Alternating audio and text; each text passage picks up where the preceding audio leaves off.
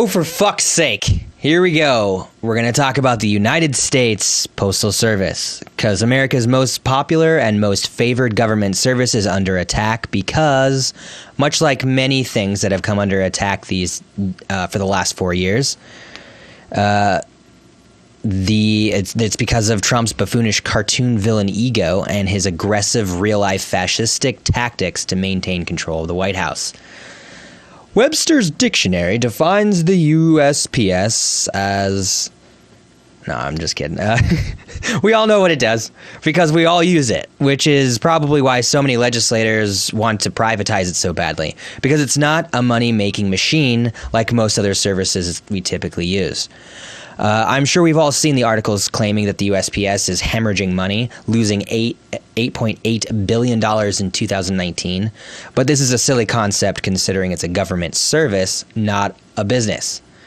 Nobody says the military is set to lose $720 billion.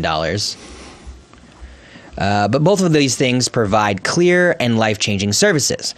One allows you to get $50 from your grandparents once a year, and the other rains down terror and death from the skies upon the brows of millions of innocent lives. So you can clearly see why both of these services are needed and almost indistinguishable from one another. You write this? I did. That's yes. good. Thank you. Yeah. Here's the deal, Trumpers, who are definitely listening to this. Like it or not, the USPS is authorized in the Constitution and is a massive part of the American history and pride, dating back to 1775 with Benjamin Franklin being the first Postmaster General. Today, however, the Postmaster General is Louis, I know very little about postage stamps, DeJoy. That's an actual quote, by the way.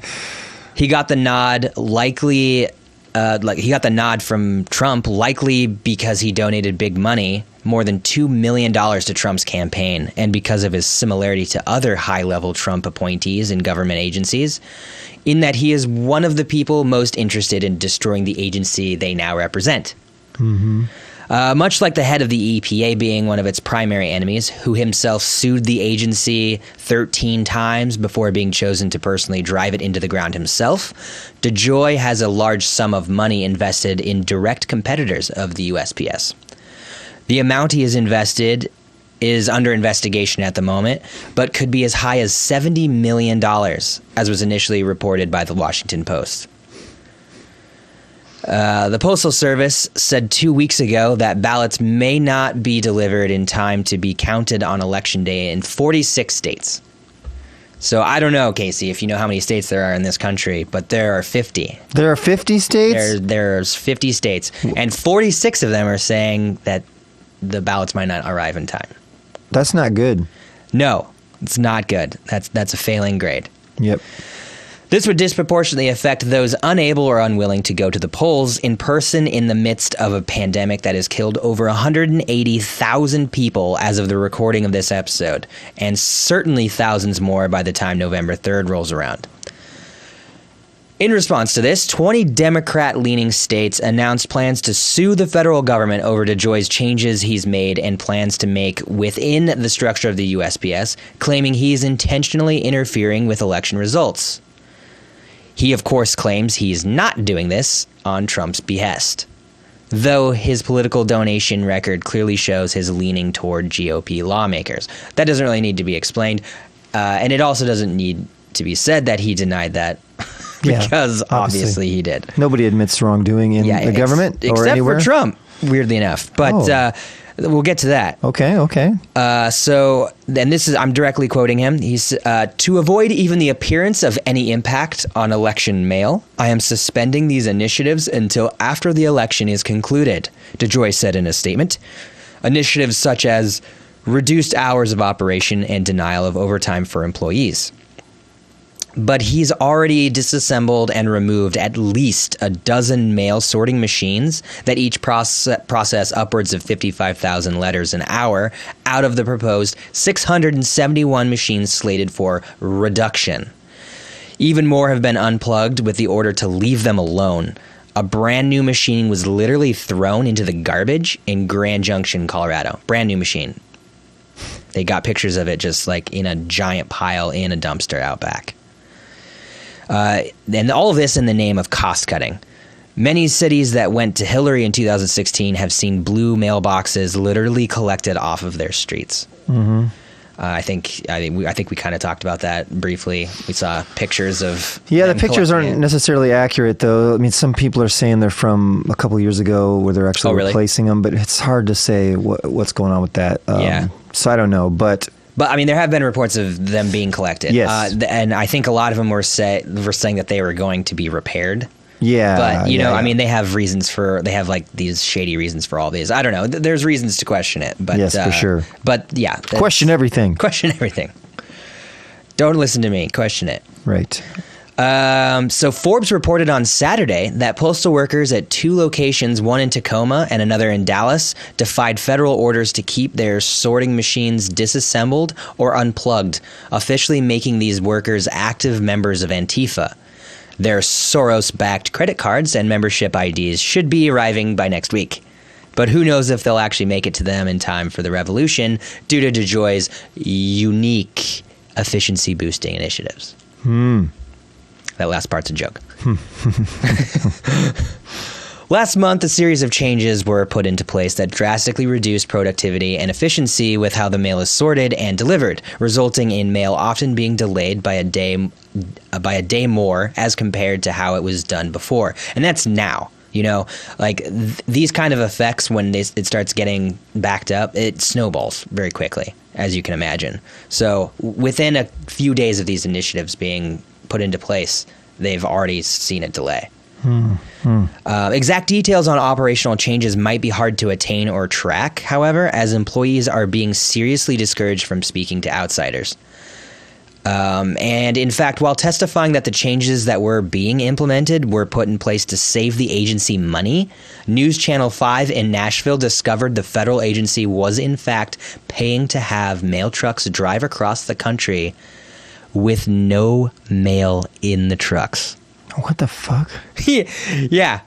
What? They're literally driving empty trucks across the country, all over the country, because DeJoy has insisted that the trucks start leaving on time. What's the purpose of that? To say that the trucks are leaving on time. Even though they're not doing anything. Even though there's no mail in them. That's pretty wacky. Yeah. The justification, if you can call it that, is the trucks are leaving on schedule, something DeJoy is touting as a success. Trucks leave empty. They leave completely empty. We pay a truck to travel to Memphis, a 53-foot truck with no mail on it, said Joe Jolly, a postal employee with the Postal Workers Union in Nashville. I like Joe Jolly's name. Yeah, Joe Jolly, great name. Yeah. He doesn't seem too jolly about the fact that they're systematically destroying the agency he works for. Well, he should be working in the North Pole. That's what he's bugged about. He got demoted. Santa had to lay him off because of the pandemic. So Joe Jolly's working at the post office, and that sucks, man. Used to be surrounded by elves and peppermints and good music, and now it's dreary and slow. You ever been to the post office? Everyone's bummed out. Yeah, it's almost like the DMV, not quite as bad. Oh God, I got to go there real soon. Oh, do you? Yeah. I got to switch my license up. Oh, dude, that's the worst. I had to do that because for my birthday, I turned 31 in April, and the line, because of the restrictions for COVID, the line goes outside. That's what I saw. Yeah, and it was blistering hot. I was like sweating so much, it was miserable. I'm gonna go there early in the morning. I went early. Oh, it was fuck. hot. Even early in the morning. So there was a line even early? Oh, yeah. God damn it. Yeah, because I think everybody had the same idea. I went early in the morning on a Monday. I was like, there's no way people are going to be there. I know. That's going to blow fuck. Yeah. It will blow fuck. During the hearing on Monday, DeJoy, in perfect Trumpanese, denied any responsibility for the machinery removal or cuts to the hours of operation, and claimed he had no idea who was responsible, and was clueless as to how much it costs to mail postcards, among other things you should probably know as Postmaster General. Yeah. Tennessee Democratic Representative Jim Cooper to the Postmaster General asked, point blank, Mr. DeJoy, is your backup plan to be pardoned like Roger Stone? Which I thought that was pretty funny. How can any of these people be scared of the law anymore? They don't have to be. No. They didn't before. They didn't have to be afraid of it before. You know, the only thing they had to be afraid of was like the court of public opinion. And now that doesn't even matter. Not really. No, not at all. They can get away with anything. Well, thank God there's a God that's going to judge them, right? After this is all over. Woo! Thank God for God. That's why this episode is called Satan Save the USPS. Satan save it. Yeah, I almost said God Save the USPS. I was like, you know what? That doesn't seem very rad. Nope. That's not very rad of us. Nope. Satanists are way more Christian anyways. Oh, yeah. They're great. They aren't the ones sacrificing children like you all think they are. No. If there's any religious organization that's drastically hurting children, it's definitely the Christians. Yeah, we can do a whole podcast on that. Ugh. Leave that to the fucking Trumpers. Yeah. Oh, SOS. man. They love it. DeJoy's anti-union history should also be noted. During his time as CEO of his private logistics firm, Newbreed, the National Labor Relations Board ruled that their hiring practices were motivated by anti-union animus. And that's a quote. According to The Intercept, between 2001 and 2015, Newbreed and its affiliates paid more than $1.7 million for violations of labor law, wage and hour regulations, employee discrimination, and aviation regulations. So he's a real upstanding guy. 3 of the 30 most powerful unions in the country are postal unions, covering the more than 600,000 workers employed by the USPS. The House of Representatives voted 257 to 150 to protect the USPS from the recent policy changes and give the ailing agency $25 billion. The bill, called Delivering for America Act, now heads to the Senate, where Mitch McConnell said in an unsurprising statement that it would absolutely not pass. That little turtle-faced son of a bitch. Yeah, he's trying to make the USPS move at the speed of him. Yeah. Turtle. It's just like with these stimulus checks, you can just see it in real time. It's just they just put things off until it's just people just forget about it. It's just like you just keep dragging it out month by month. Just let everybody, like, they're getting their paychecks every week, month. I don't know how often they get paid. I'm not a friend with any congressman. Yeah, I think the lowest paid congressperson gets almost $200,000 a year. And that's, besides whatever kickbacks they're getting. Yeah, it's pretty gross. They're doing fine. Yeah, they're fine. And they have health care. Yep. They have socialized health care. Not for us, though. Nope, not for us. Okay, let's see, where was I? On another front, JP Morgan Chase has been in talks with the USPS about installing ATMs in post offices, sparking fear that the USPS is being positioned for privatization. Now, this has been going on for a while. So I think you had something that you wanted to talk about. This is like a multi-pronged, bipartisan interest in attempting to privatize the USPS. Yeah, both sides are in on it. I actually got this information from Lee Camp, who does Redacted Tonight. He's a great comedian. Kind of reminds me of you, just sarcastic, funny, edgy. Got a lot of good energies. Ooh. But check his show out, Redacted Tonight, Lee Camp. And he got this, and then I followed it up on popularresistance.org. So profiteers searching for more public entities to loot, as they have done with water, education, healthcare, and more, have long viewed the post office as a fertile field for making money if they could weaken it enough so it would fail. A serious step in this direction was taken in 2006 with the so-called Postal Accountability and Enhancement Act, PAEA. The PAEA was sponsored by 2 Republicans and 2 Democrats. It passed in the House with the full support of the Democrats, including, unfortunately, Congressman Bernie Sanders, which this makes me sad. Boo. 1 Democrat abstained. I wonder who that was. I don't know. Most of the Republicans supported it. 20 voted against it. It then went to the Senate, where it passed with unanimous consent, a procedure used when senators do not want to be held accountable for their vote.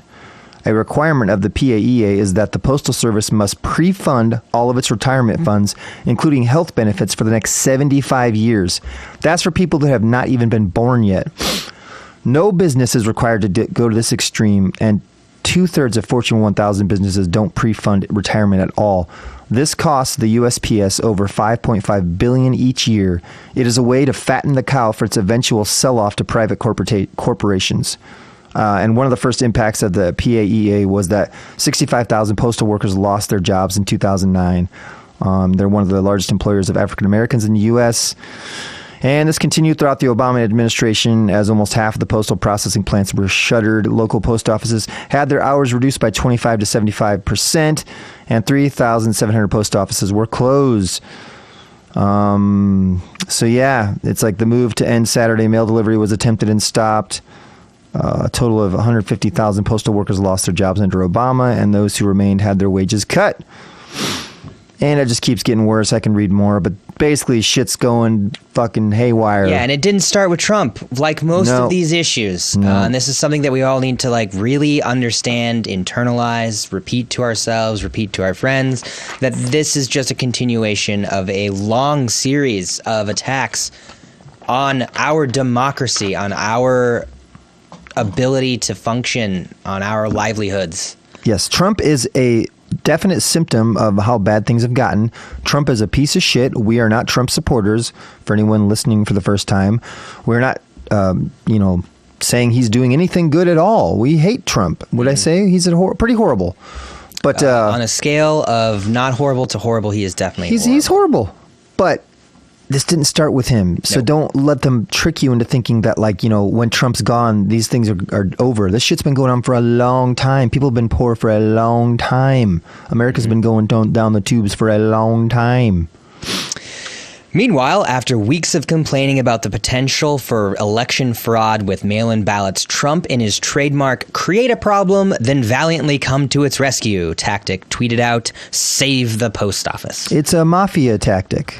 It is. It's like what they do at the beginning of the Leonardo DiCaprio movie, where like they come into the grocery store and they beat up the dude, and then a couple dudes come back and they're like, "Hey, you want to get protected from those guys that beat you up?" Oh, yeah. We're going to start protecting you. I'm okay. No.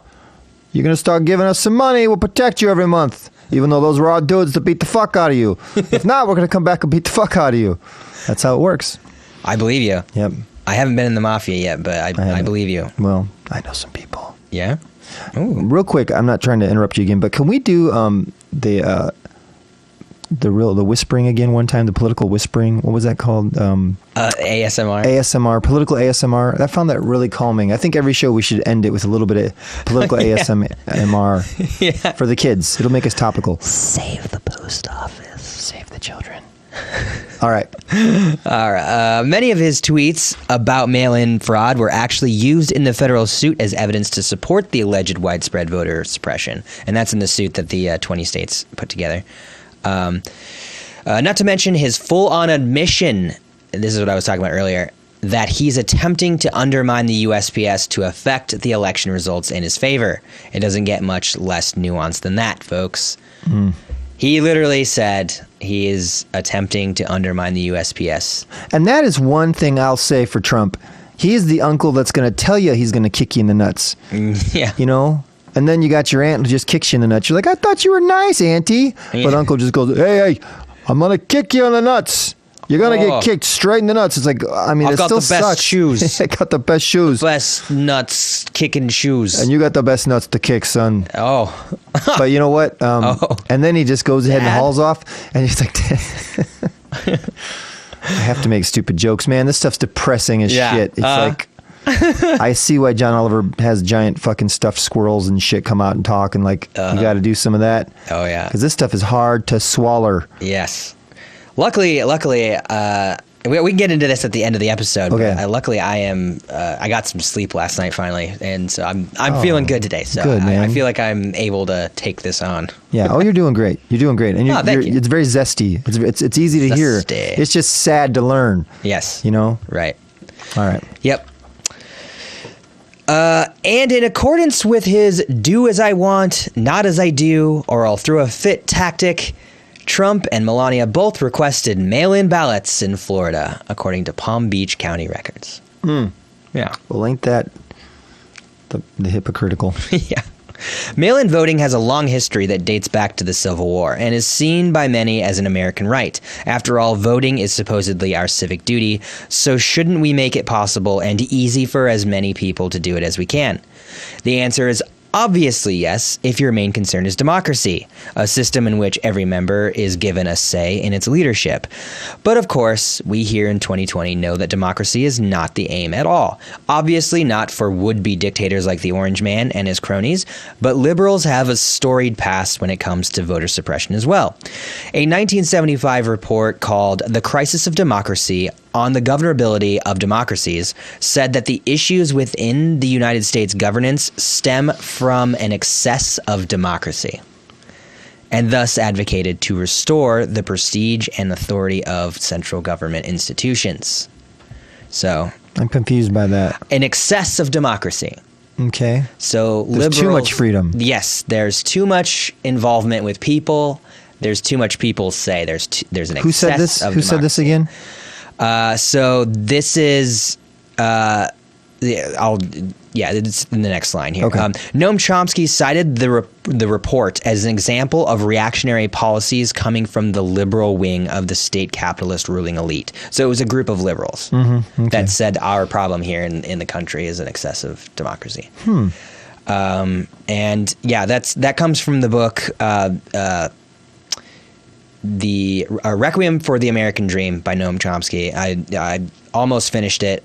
It's a really great look into the history of democracy leading up to today. Okay. And it really gets into some good stuff with like propaganda and stuff with the media. Interesting. So I definitely recommend it to folks. All right.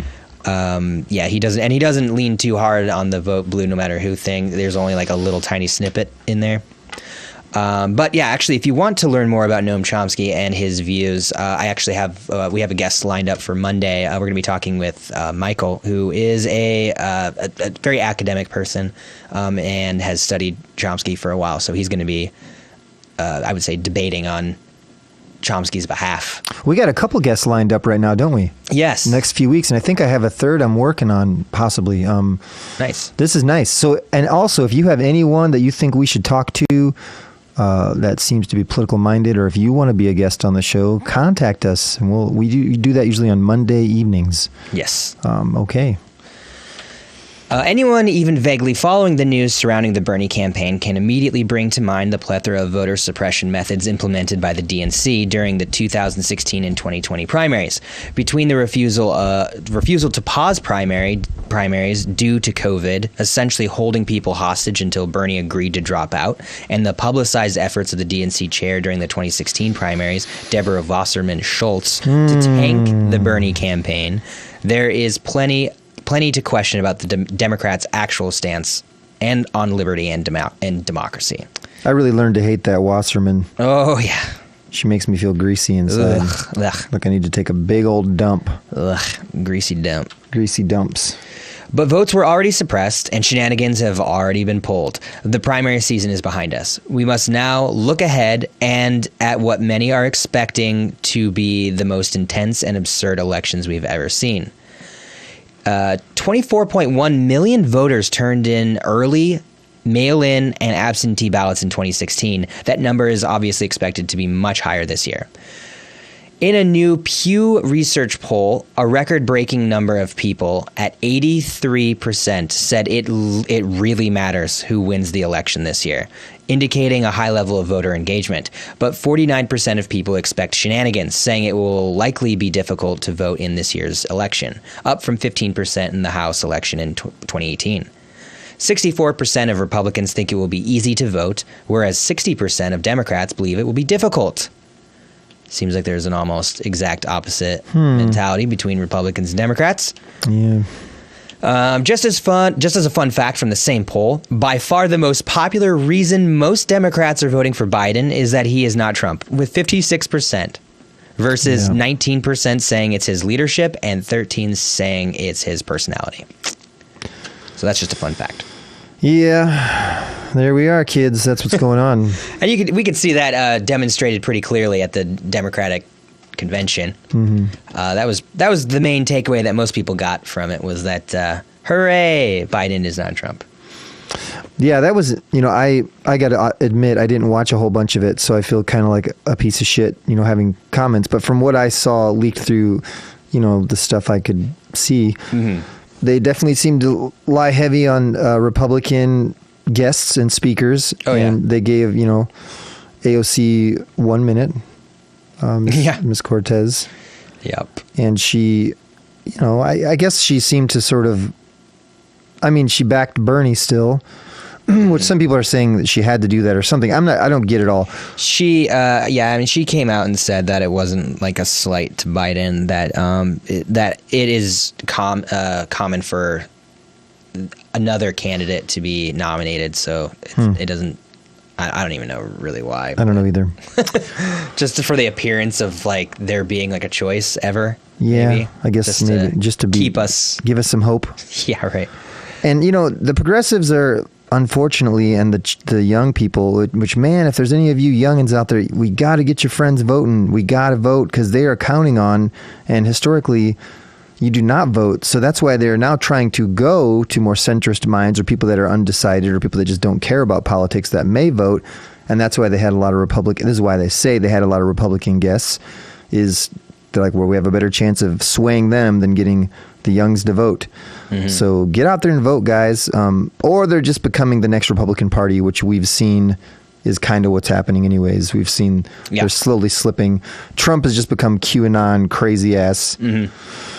Yep. And the Democrats have become the new Republicans, and progressives are like, still just lost in the dark. They're lost in the dark. But they're really having very, very, like, not radical views at all. No. These views are not radical. In other countries, like Bernie is seen as a centrist, and we've said this over and over again. We're going to keep saying it. Bernie's ideas are not radical. The fact that you think they are is showing you how far we've slipped from human rights. Yep. And that's dangerous. Yep. Not good. Say what you will about Trumpers, but at least they're voting for a person for being the person they're voting for and actually believing in what he stands for. Even if what he stands for is white nationalism. But yeah, More than 70% of Americans view mail-in voting favorably, but 70% of Americans also view Medicare for all favorably. And we can see clearly how that's going. There might be some kind of disconnect between what the majority of people want and what we're deemed worthy of by our elected representatives whose paychecks we fund with our labor. I don't know. I'm asking a question. I'm saying there might be some kind of disconnect there. I don't know. I don't know if it's journalistic enough to say that there is. I don't know if I'm being objective enough. Fuck objection anymore. Over the past 20 years, according to an op-ed from The Hill, more than 250 million ballots have been cast by mail nationwide, while there have been just 143 criminal convictions for election fraud related to mail ballots. That averages out to about one case per state every 6 or 7 years, or a fraud rate of 0.00006%. Mailing in sees a slightly, almost negligibly higher rate of fraud versus in-person voting. Whatever the amount of fraud that might take place, it would be nothing compared to the amount of people disenfranchised by chopping the legs off of the USPS, or the amount of people who will be put at risk of catching a deadly virus by casting votes in person. Yeah. There are ways to turn in your ballots without mailing them, however, as many precincts have begun putting out ballot collection boxes where you can drop them off in person. Some places they're at they're at libraries and stuff. I don't know. They're doing good stuff to try and go around what DeJoy is attempting to do here. There's also the case that if you can pay your bills online, if you can, all these things that we trust online, but for some reason voting is like, nope, to some people. Well, yeah, I personally, doing the research here, I would rather just paper ballots be a thing. That'd be cool too. Because it's way less likely to be interfered with from foreign agencies. Like even the digital, like computer voting. Yeah. We saw back in 2016 that they proved, like U.S. intelligence proved that the Russians interfered with that and affected numbers. Wow. and we still just let Trump be president anyway. Yeah. Even though we proved that they were compromised. Yeah, that's fucked up. Like It's really nothing's weird. done. Well, once you put the person in power, it's like, well, they won. I mean, there should have been a special election to go over that again. I know. There absolutely should have been. I know, but that just shows you once again where we're at. Yeah.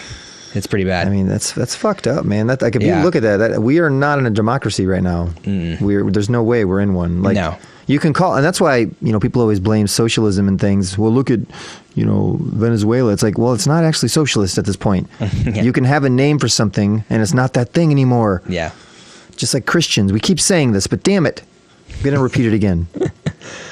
But with the demands on the private companies that print the ballots, the high volume of ballots being mailed to voters, and the likelihood of more voter suppression attempts between now and November 3rd, we here at the Rad Left highly recommend requesting your ballot now or checking with your local board of elections to see when early voting starts so you can avoid what is sure to be the most chaotic and hellish election day in history. And yesterday, Trump claimed, and this was just added today, so this is brand new. Yesterday, Trump claimed that problems with mail-in ballots on Election Day will come from election officials who are, quote, going to count them wrong, unquote. Without evidence, he said he's not worried about USPS's ability to deliver ballots, saying it has, quote, nothing to do with the post office, quote, and that even if the ballots were delivered a day late, quote, that's not the problem, end quote. He reiterated that the only thing he's worried about is, quote, unsolicited ballots, where they're going to send 80 million unsolicited ballots to people they don't even know if they're alive or if they're living there, end quote. There is no evidence of widespread voter fraud in the U.S., according to numerous investigations and studies, including Trump's own Voter Fraud Investigatory Committee. Oh, that's good. Which disbanded without producing evidence of any systemic issues. Well, of course. So, There you go. that's the USPS, folks. Hey, that was some information right there. I like it. Yeah, that was a lot.